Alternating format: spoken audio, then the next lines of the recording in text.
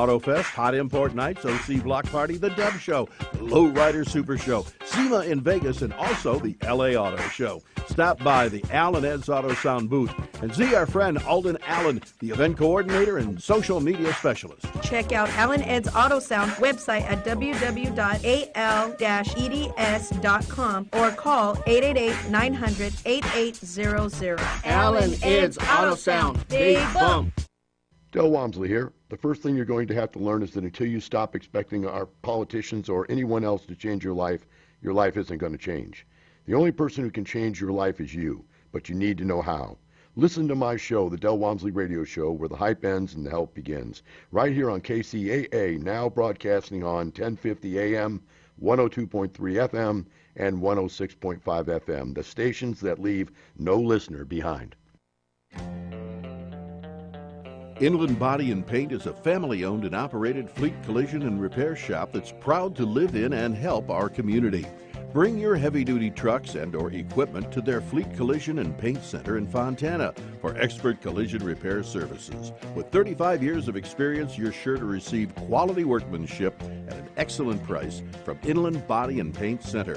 From fiberglass repairs to quality painting, they'll take care of your truck and equipment from top to bottom in their new 64-foot spray booth. By the way, Inland Body and Paint of Fontana repaired and repainted the KCAA truck, and they can do the same job for your car, truck, or heavy-duty equipment. Inland Body and Paint, dedicated to the community and to your satisfaction. Call them today to learn what they can do for you. You can find Inland Body and Paint on Valencia in Fontana. Call them at 909-434-0466 or online at inlandbodyandpaint.com. If you're booking a cruise out of Galveston, we suggest you add a few days to your vacation and rent a Galveston Island beachfront home. Our fully furnished homes are equipped with central air, washer dryers, dishwashers, cable, wireless internet, and unlimited telephone service. Step off the lower deck of your beachfront vacation home and walk 50 feet to the tide line, where you can fish for speckled trout, redfish, and whiting. Watch the pelicans, and they'll show you where to cast your line. Enjoy horseback riding on the beach, jet skiing, deep sea fishing, dolphin tours, Schlitterbahn Water Park, and the famous Moody Gardens. Tour historical homes, art galleries, and antique shops, and enjoy Galveston's nightlife with award-winning restaurants and live music from jazz to rock and roll. Our homes rent for less than hotel rooms on a per-occupant basis. Call 832-452-0528 or visit our website, www.texasbeachfrontvacations.com. KCAA Loma Linda, your CNBC news station, where your business comes first. Welcome to Smart Health Talk with your host, Elaine McFadden.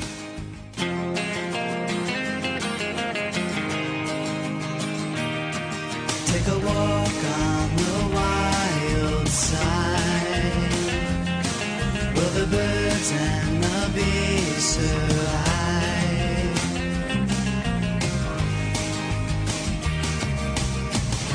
Right before me, my newfound hippie side. Once ignored these conspiracies online. Out the window, visions of the earth. Sign me up now, make sure you use your smart. Take a walk on the wild side, will the birds and the bees survive? Would your children lie to see Mother Nature's side?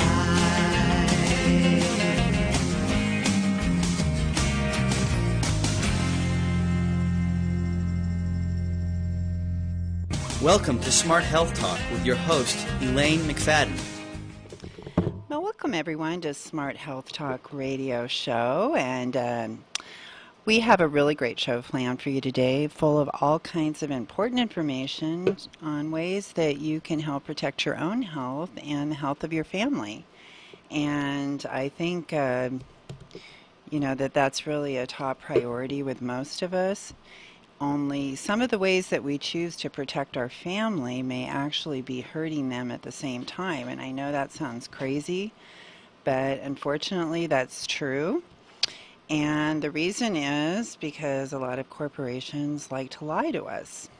And we have proof of that over the years that corporations have lied to us about the hazards of their products, the risks to our health. We know that this happens.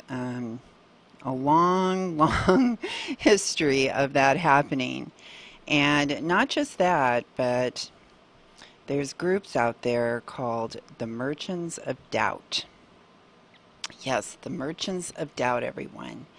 And these groups, unfortunately, are experts at tricking us into thinking that we should buy different products, that somehow they're safe and good for us and all that kind of stuff. And when in actuality, again, just the opposite, extremely harmful in lots of different ways. And it's important that we are educated shoppers, that we know what the heck is going on out there so that we can make smart choices for our family. And that is how we can protect them most of all, is knowing what is going on out there. So that's what we're here for. That's what Smart Health is going to work on, bringing you that kind of information today. And I'm really excited. I am looking for my, okay, there's my draft. It's not my draft. Okay. I wanted to send a couple of links. I was working on sending a couple links here that I wanted to play for you that I just added to our YouTube channel. And that is because these are some issues that we're going to be talking about in the future on our show as well. And I'm pretty excited about that, because I've got some really interesting people coming on the show. There's a farm called Azure Farm, which I'm going to be telling you a story about today. A very interesting story. It helps us to look at a lot of things that are happening right now and really think twice about how things are being done. And from there, again, we can start to make better choices. This is what we're hoping for. And we've had a couple of really important scientists on our show. Dr. Stephanie Seneff is one of them. And I'm sending that over to you, Brandon. I just sent you an email. And, oh, whoops, I forgot the email address it says. Okay, we'll go back. And if you haven't already joined us on our social media, we're on just about every format, and please look for us under Elaine McFadden Smart Health Talk. And we have a YouTube channel where we have some really important videos. We also have our Instagram, our Twitter, our Facebook. It's under Elaine McFadden, I think. We also have a Smart Health Talk. And then one of our newest additions is our Blue Monarch Project. And please go to bluemonarchproject.com. If it's at all possible for you to donate, we're a nonprofit show here. We pay for airtime without money from any special interest groups to bring you a nonpartisan type of show here where we're not influenced by those companies. We do support organic farming, organic companies, because their products have way less pesticides in them, and these pesticides, I just can't even believe it. I saw an article today where it's making the argument that no need to worry about pesticide residues, everyone. No need to worry about the toxicities in pesticides. Oh, really? Because Roundup, the #1 most used pesticide in this country, has now been added to the Prop 65 list as cancer causing. And I tell you, there are thousands of people all across the country right now that are filing class action lawsuits because they have non-Hodgkin's lymphoma or someone very close to them that died of non-Hodgkin's lymphoma, and that person was exposed to Roundup on a regular basis. And these pesticides are toxins. They are poison. And who in their right mind would ever say put poison on my food, in my food? The food that I'm eating while I'm pregnant, the food that I'm feeding to my baby. You know, but all you have to do is look at a bottle of conventional formula, and every single one of those ingredients has glyphosate in it, the cancer-causing pesticide that's on the Prop 65 list, and that means every single product in California has to say cancer-causing on it. And I'm hoping the rest of the country is going to follow suit. But this is in the formula. Not just that, but genetically modified plants that make their own toxin. And every single one of them is sprayed with glyphosate, Roundup. And that is the main ingredients when you look at formula. And besides that, it has synthetic chemicals in it, not like food-grade chemicals. And it upsets me when I talk to people and they don't realize the importance of organic. They have convinced themselves that organic food does not have value. And again, this comes back to the merchants of doubt. These are groups that are hired by big corporations to hide their lies, to hide the truth about their products. And they are masters. They are like magicians that can make us think we're seeing something that we're not, that to make us think that a product is good when it's not.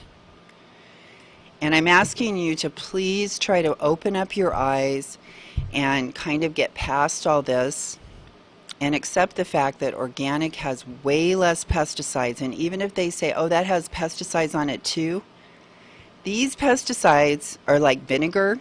You know, pesticides that are inert, that are, chances are they'd have to use massive, massive amounts of it to even start to be toxic. So these are not, the pesticides that are used on organic are nothing like the pesticides that are on conventional food. And I am telling you, the factory farms that this meat is coming from is disgusting, disgusting, disgusting. We have so many antibiotic-resistant bacteria. I was so thrilled to actually talk to somebody that had heard about the fact that these factory farms create these huge excrement ponds full of millions of gallons of excrement, full of antibiotic-resistant bacteria, E. coli, salmonella, and they spray it with a pump directly onto fields. Well, guess what happens? While they're spraying this poop onto the fields, it becomes airborne and it starts flying over into neighbors on their houses, into the air. They're breathing all of this. So these are the kind of topics that we talk about on Smart Health Talk. We're going to get into Azure Farms, which I'm glad to announce. I talked to Azure Farms today. They're going to be joining us week after next. If you missed our show last week, I'm working on getting the edited version done because we went over healthcare. And there's a lot of statistics that Zach brought us. Zach Caldeer, he has worked for all different kinds of nonprofits. He has been through these programs backwards and forwards. And it was a shock to me on just how many new benefits that people were receiving once Obamacare took into effect.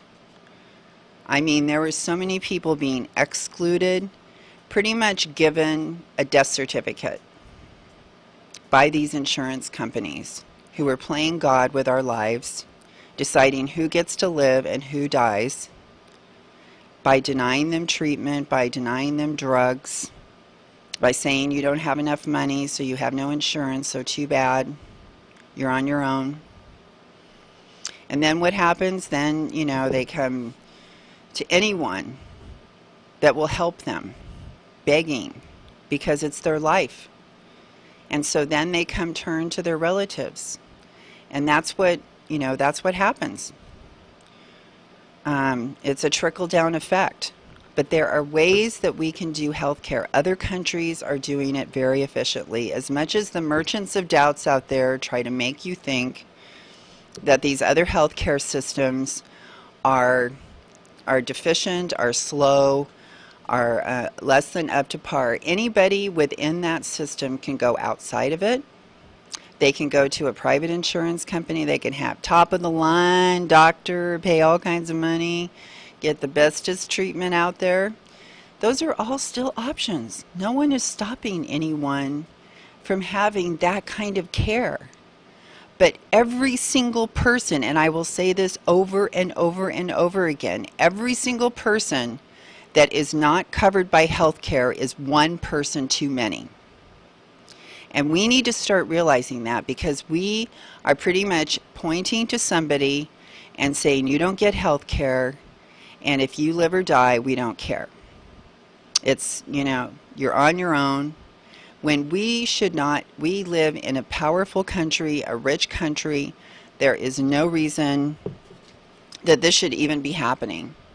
And we need to work together. We have a budget full of billions and billions and billions of dollars. How we allocate those billions, I am a public health person. I am telling you, public health dollars are some of the best dollars to be investing because of the return that you get on public health dollars. Public health dollars invest in prevention, in education, so we keep people from getting diabetes. Have you looked at the cost of a diabetes drug lately? It is thousands of dollars for these drugs. And one of the things that we tried to do in the very beginning of Obamacare is put limits on these drug expenditures. People wonder why healthcare is going up. Well, when they raise the price of a drug 10 times the cost, when an EpiPen is $15 in other countries and it's $800 in our country, I think it's pretty obvious why healthcare is going up. Now, the single-payer system, single-payer healthcare system, whatever. What is it that we want in a good healthcare system? That is what I would like to know. What is it that we should be asking for as citizens from our government for a healthcare system that's for everyone in this entire country, that doesn't leave anyone out? What I want to know is, what should we be asking for? We should have a clear list of every single thing that we want, so when we go and talk to our government officials, we can tell them, this is what we expect to have in our healthcare system. Are you going to deliver this or not going to deliver this? Well, next week, we are going to be getting into that. We are going to ask some really strong questions about what should be in our healthcare system. And I will, if you go and subscribe to us on YouTube, please do. You get notifications every time that we upload a new video. And when we get our video from last week, which has all kinds of great information in it, but I want to edit it and put all the text up there to make it easy for everyone to pick up on it, all of the information at one time, because it's a lot. And you may want to just listen to part of it and then come back and listen to a part of it again. But I tell you, this is probably the most important issue that we are talking about in our country right now, besides things that could totally destroy our planet, like climate change and nuclear power, nuclear bombs, that kind of thing, which I'm also going to be talking about a little bit here. And but just to get back to our Blue Monarch Project, which please go and look at bluemonarchproject.com, or the link is on our smarthealthtalk.com website. And this is a project we're doing in the Inland Empire. We are trying to educate landscapers. We're trying to educate farmers on how we can stop using all these pesticides. This is a merry-go-round that never ends. And not just that, but the pesticides just keep getting stronger and stronger. I just read today about an actual murder related to pesticides. Yeah, can you believe that? They're allowing first of all, Monsanto totally screwed our farmers. Now, anytime our farmers are getting screwed, or their life is being put at jeopardy, along with our citizens, I mean, especially our farmers, because they really don't have a choice. They're out there growing the food, and if they're being taught by Monsanto that they have to use all these pesticides to create a crop, and the way they're being taught by Monsanto includes using a bunch of chemicals that gives them non-Hodgkin's lymphoma, okay, I'm getting pissed off. But the problem is we have this whole huge group of farmers that have become so dependent on this. It's almost, I hate to say this, but it's almost like an addiction. It's like the soil is addicted. The soil is addicted to these chemicals, and the farmers have to be addicted to the chemicals because that's the only way they can get that soil to produce food, because the soil is dead. It's dead. All the good organisms that are supposed to be in there are not in there because we've killed 90% of them. 90%. And these are the same microbes that pull carbon from the air, large amounts of carbon. And now let me tell you, this whole climate change thing, that is the problem. We keep talking about fossil fuel. Go ahead. Do we have, is that Dr. Seneff's? Which one is that? That's the Azure Farm. Oh, the Azure Farm. Okay, well, since we have that one queued up, let's go ahead and listen to that one. And this is Azure Farm. We talked about them a couple of weeks ago, and just really quick, this is a farm that's an organic farm for 18 years. It's in Oregon.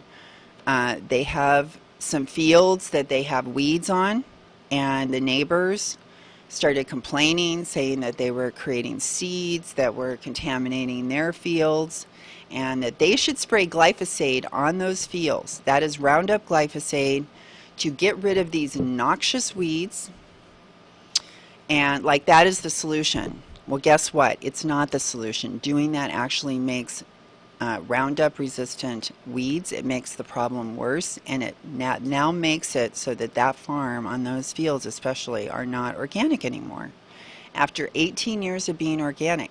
This raises a lot of questions.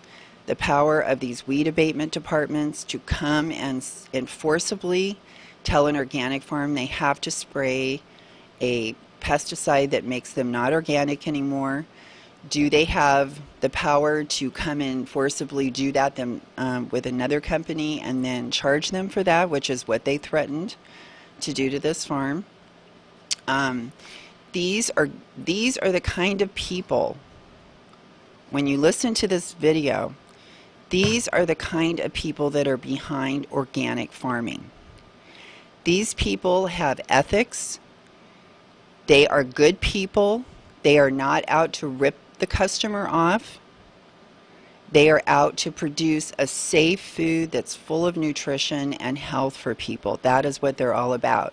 And I want you to please listen to the Azure Farm, this Azure Farm group, and start to get to know organic farmers and what they're all about.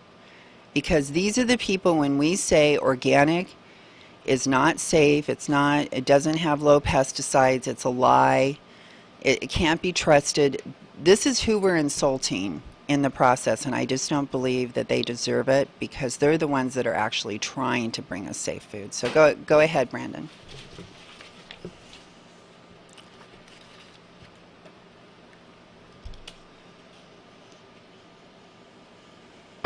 David, I know that we're coming up on a special date for Azure Standard. December will be 30 years since you started Azure, and before that the family farm. It's a very special time. Well, obviously we've been farming organically for many years before that, but that's when we actually started using the name Azure and started selling under that, under that name, at Azure Standard, which really did. The whole idea of the name was to create that purist mindset. Hey, there is no chemicals on this. This is the standard. This is setting a standard for clean food, for really clean and healthy food. The standard, and I believe we've been instrumental in doing that. I think it's been a big part. You know, it's been a long journey. 30 years ago, organic wasn't found in every supermarket. It's true. It was fringe, if you will. But now, you know, 30 years later, when I'm looking at it, really in a lot of ways, what we were striving for has happened. You know, as I look back on the past 30 years, hey, create a standard for organic agriculture, create a standard for better quality food, for nutrient-dense food. Those all haven't been created, but the organic label is definitely mainstream. It's been an amazing journey. Yeah. There's a recognition of what the idea of organic is now, I think. Well, the whole idea, different parts of the world is different. I had a friend that just was in The Hague over there, and he said he couldn't find any place that sold anything but organic. Right. I think they call it biodynamic in the Netherlands. Not biodynamic, biologic. Biologique. That's biologique. It. Yeah, that's it. Yeah. Yeah. So it's either organic or biologique over there, and everything was, you know. I think, you know, obviously they're a couple decades ahead of the United States in that sense, but it's kind of, I think that's where it's going. It's, you know, and looking back over the course of the last 30 years, yeah, that's quite apparent. It's amazing. So yeah, well, so many years ago, when I shortly after I just started, you had this recipe for these amazing carob bars, I think it was.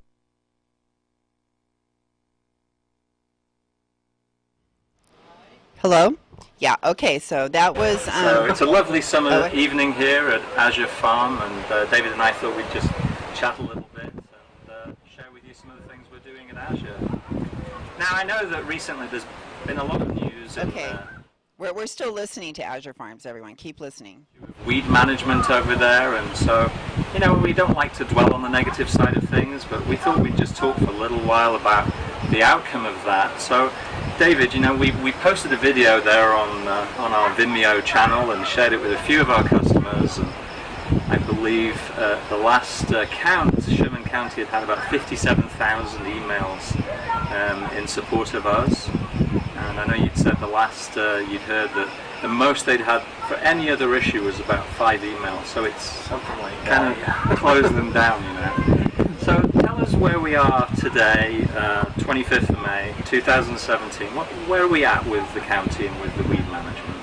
Well, not too much new has happened in the last week. We're working very hard at putting a program in place that's really going to work. You know, we've been managing weeds to some level at that farm for many years, but we want to share that with the county, with the neighbors, maybe with all of you. I don't know. We're going to try to make that so it's obvious.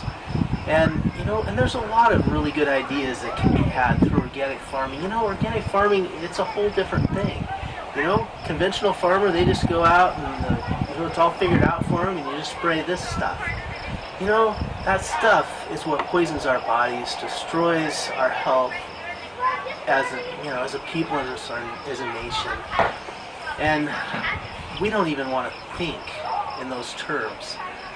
But there are weeds, and you know, I guess maybe that was part of the curse given to Adam, that from the very beginning. And you know, there are things that we do and we need to do. And obviously, you know, with an organic farmer, cultivation is the first line of defense. Well, some of those weeds, the rising ones, cultivation, it has to be done a lot more aggressively, a lot deeper, a lot more intense than it would be for normal weeds. Normal weeds, I mean, we always have a certain amount of weeds, and you're always going to be hoeing or cultivating and so on. But that requires a little deeper dive, deeper commitment, if you will, to really taking care of them. Everyone, okay, that was Azure Farms and the two of the owners that from Azure Farms. I don't have their names handy, sorry. But I will be adding that to the video. I just worked on that before I left and talked to them about coming on the show, which they're bombarded by. As they said, they were getting over 50,000 emails in support of them, when the most emails that newspaper had ever had was like 5 comments on an article. And they got like over 50,000 from all over the world for Azure Farms, because they were going to be forcibly made to apply a chemical that would no longer allow them to be an organic farm after 18 years because of noxious weeds. And this is a really big issue because we have all different varieties of Roundup resistant weeds all over the country. As a matter of fact, we have like 120 million acres of farmland in the United States that has either one or multiple resistant weeds on it. So no matter how much Roundup you spray on it, it will not die, which is pretty freaky. So nature is so smart. It outsmarted, the weeds outsmarted Monsanto's Roundup. Now, noxious weeds, are they really a risk to public health?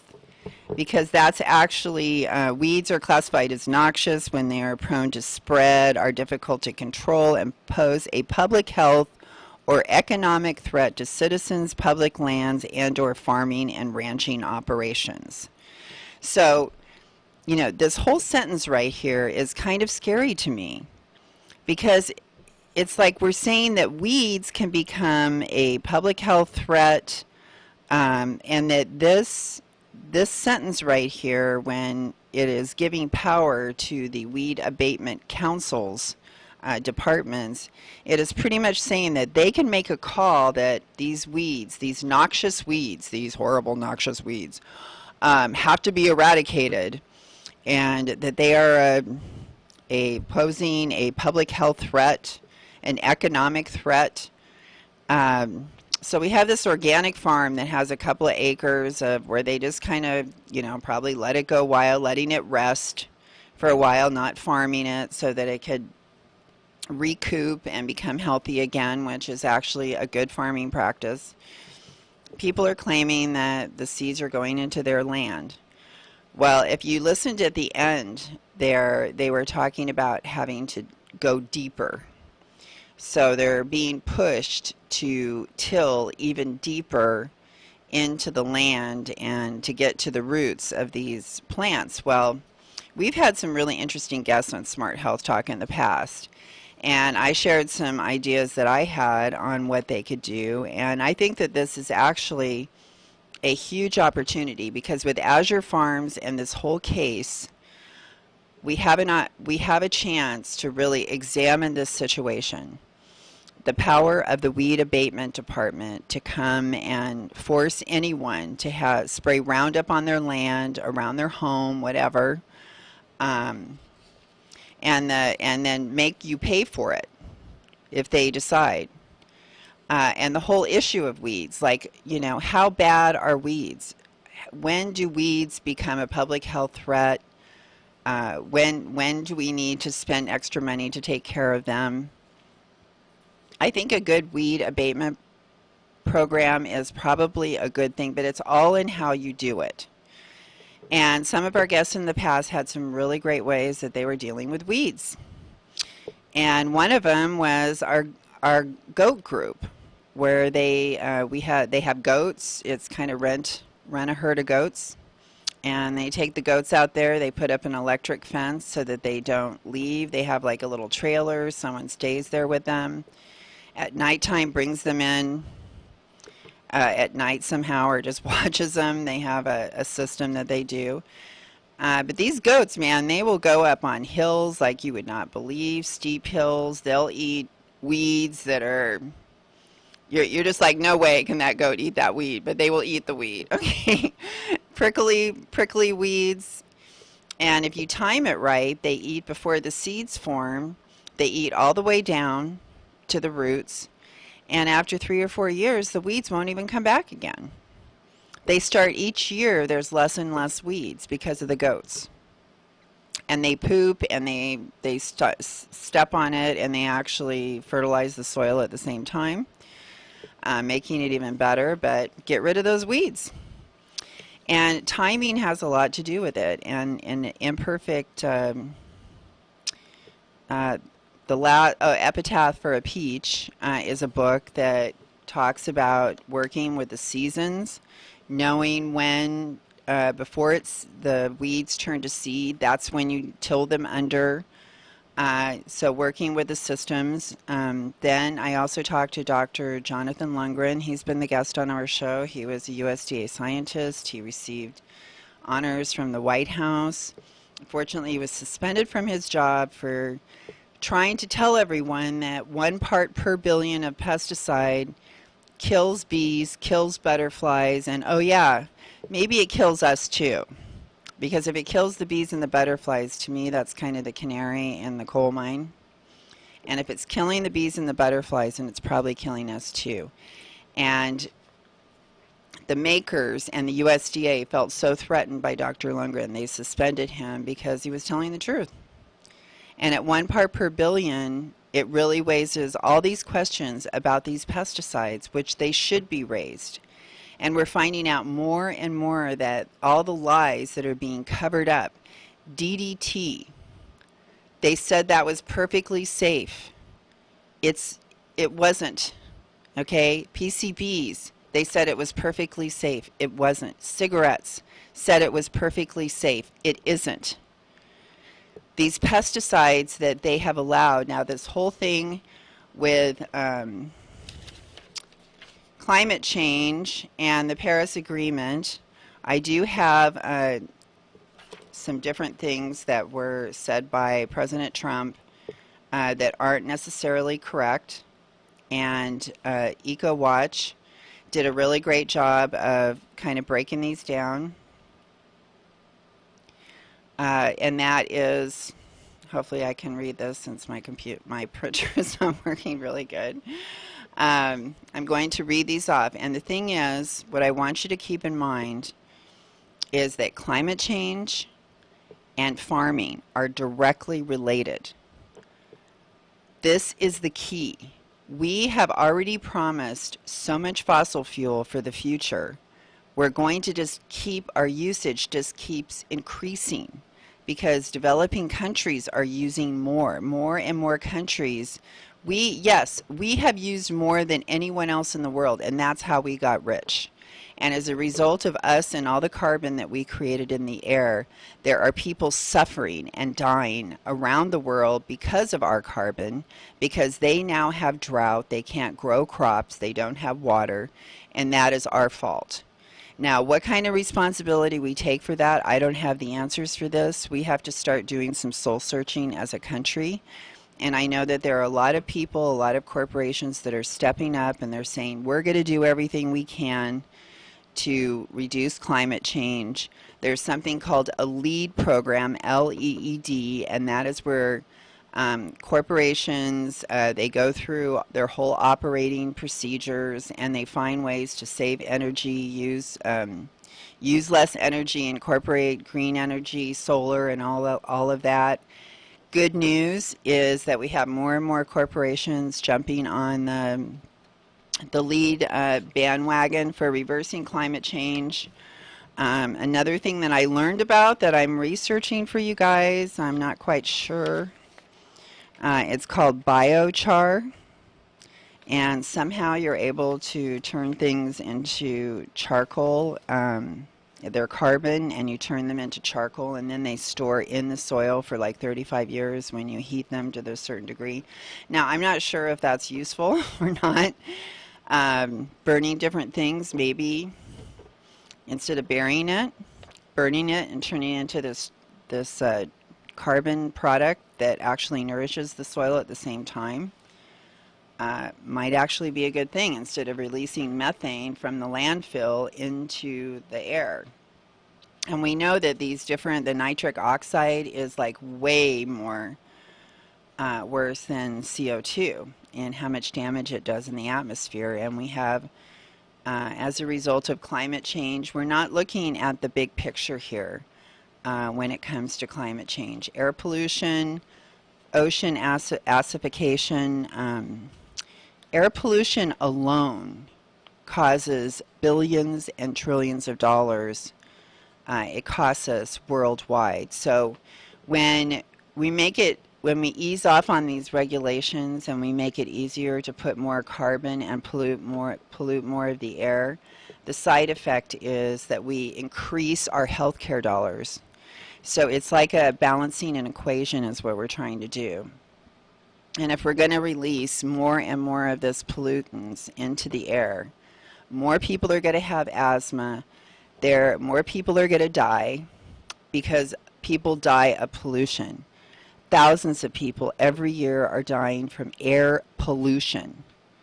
And, the president says that, we're going to help, jobs and all this, but we have to start asking hard questions. Okay, how much is this job really costing us?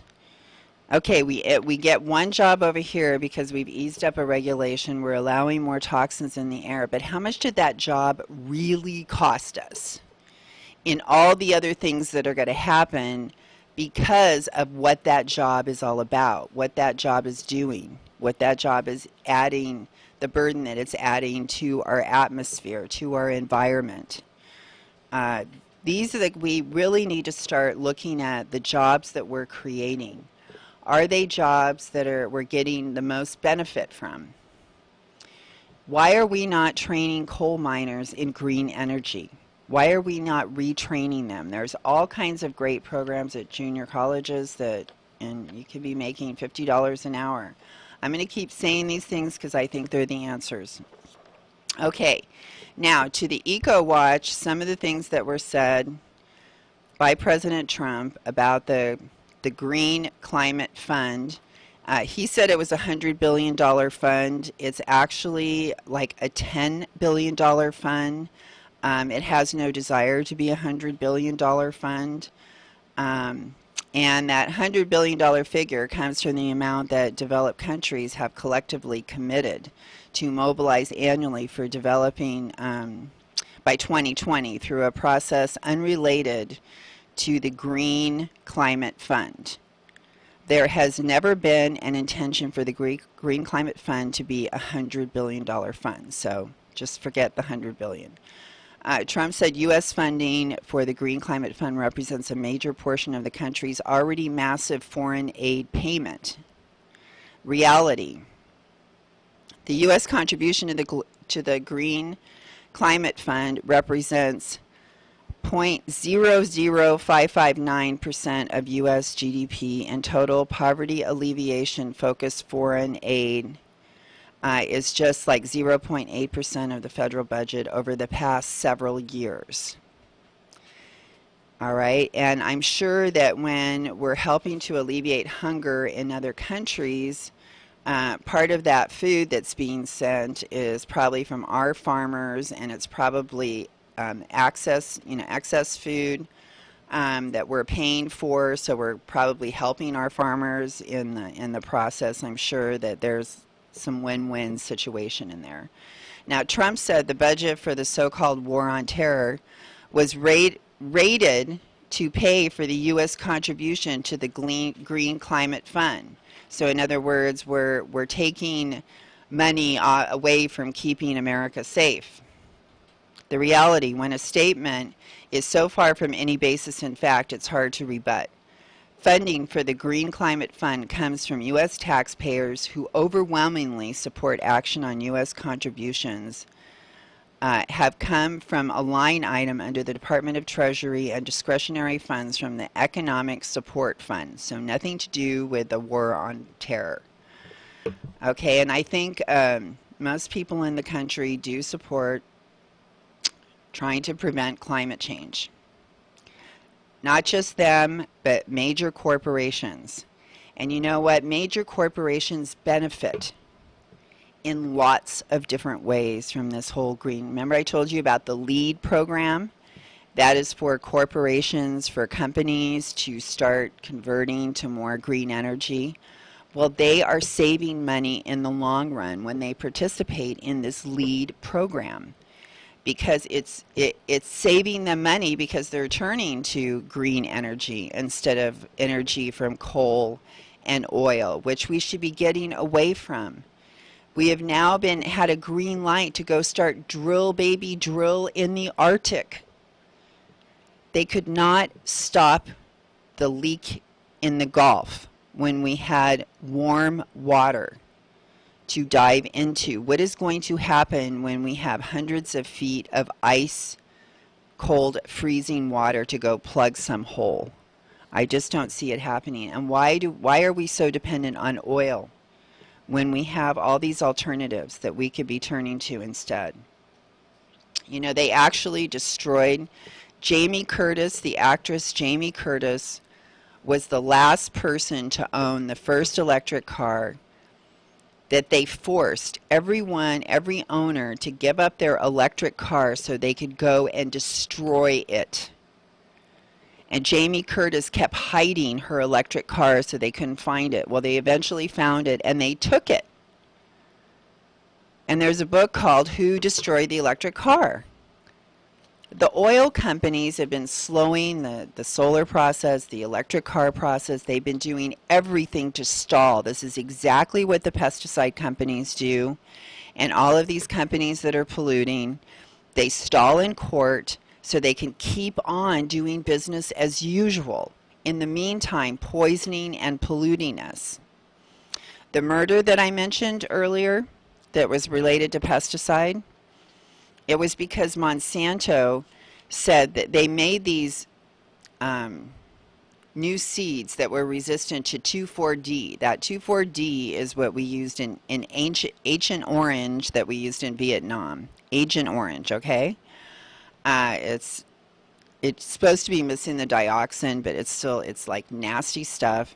And I told you, the weeds won't die anymore with Roundup. So now they started pulling out this 2,4-D, and they made seeds that would be resistant to it. But because the pesticide is so toxic, it's been blocked in court from usage. So they sold all these farmers these seeds that they were supposed to be able to spray dicamba 2,4-D on, but because none could be sold, they can't spray it, and so all their crops started shriveling up. The leaves start shriveling up and died. So this cost our farmers millions of dollars at the hands of Monsanto. And how much you want to bet the taxpayers had to reimburse the farmers for their loss? Still, now I guess there's some new 2,4-D that the whole problem is that it drifts really easily.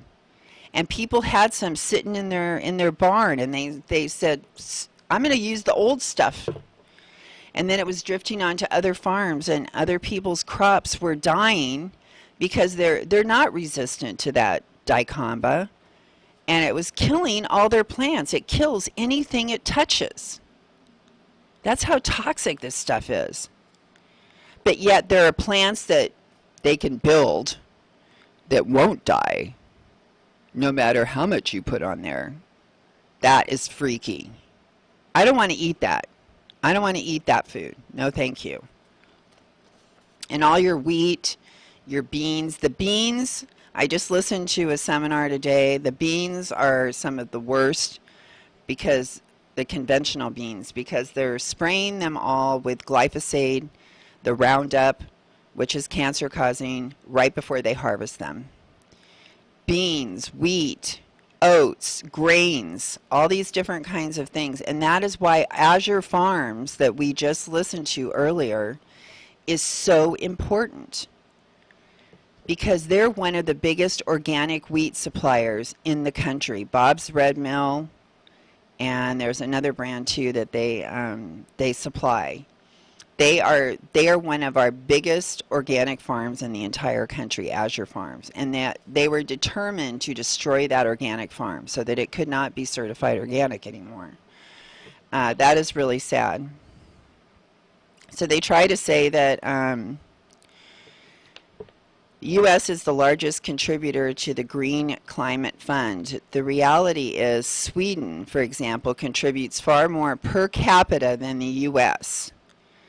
So when you look at how much money that they are contributing compared to how much money they make, Sweden is actually paying more for us. And so not necessarily true there. Trump said that the Green Climate Fund could obligate the U.S. to commit tens of billions of dollars. Reality, all contributions to the Green Climate Fund are voluntary. You don't have to give $1. There are cities all around our country passing laws to try to stop pesticide use. So what has happened as a result of this? I'm pretty sure it was Maine. I'm sorry, Massachusetts, if it was really Massachusetts, but I think it's Maine. It was one of those states, like 21 of their cities had passed no pesticide laws.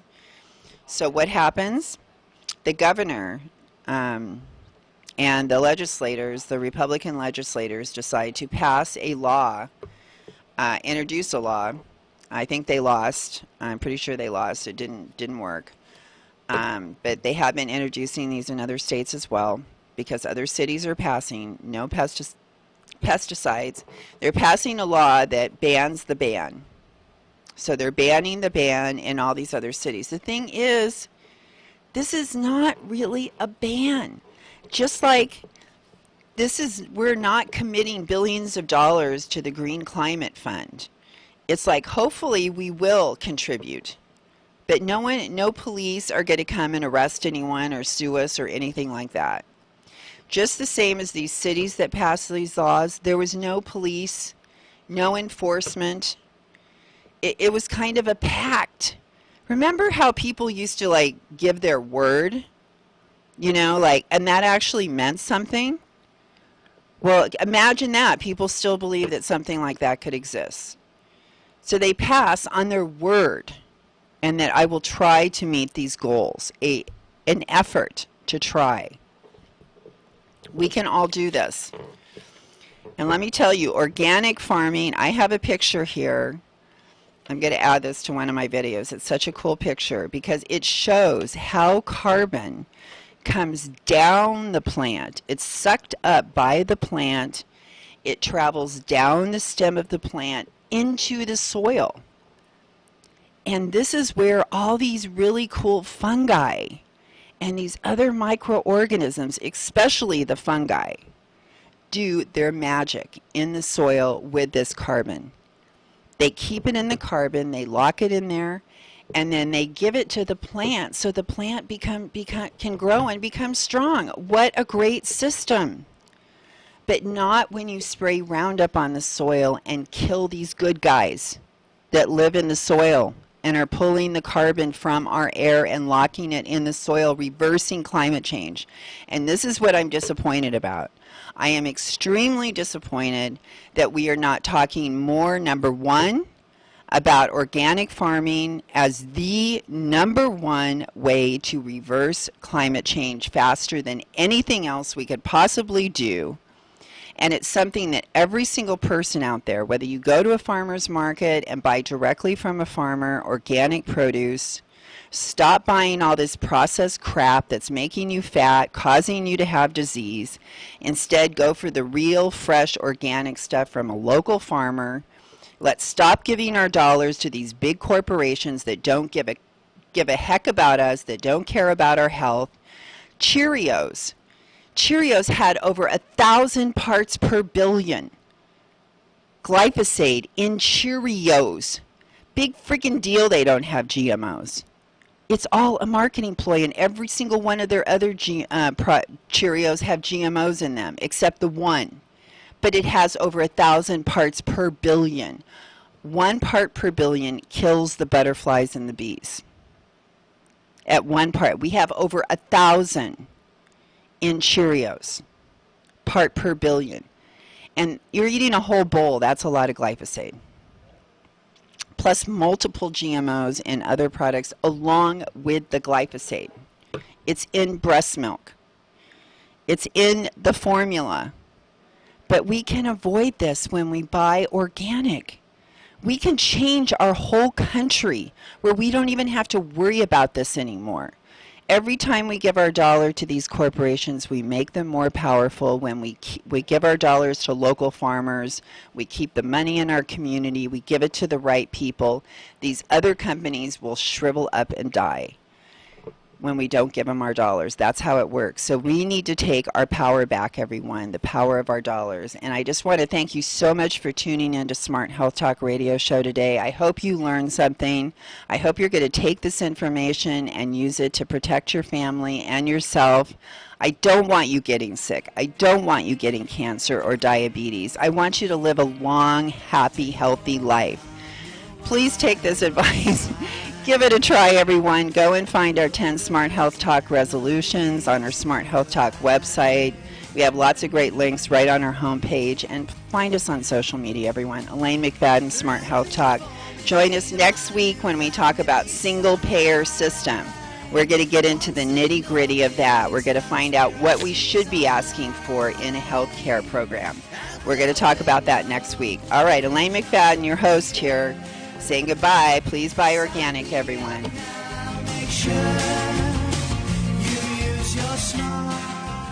KCAA Loma Linda, 1050 AM, 106.5 FM, and now 102.3 FM.